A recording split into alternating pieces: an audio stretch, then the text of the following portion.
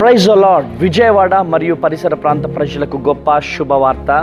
So రేపు 9వ తారీఖు కందుకూరి కళ్యాణ మండపంలో పరిశుద్ధాత్మ దేవుడు స్వస్థత, విడుదల, తైలాభిషేక ఆరాధనకి హాజరు కాబోతున్నాడు. కనుక మీరు రండి, అనేకులను తోడుకొని రండి, దైవ దీవెనలు పొందండి. అద్భుతమైనటువంటి ఆరాధన, హృదయాన్ని కదిలించే వర్తమానాన్ని పరిశుద్ధాత్మ దేవుడు రిలీజ్ చేయబోతున్నాడు. గర్భఫలం లేక బాధపడుతున్నారా? ఉద్యోగం లేక బాధపడుతున్నారా? శాంతి, నెమ్మది లేక బాధపడుతున్నారా?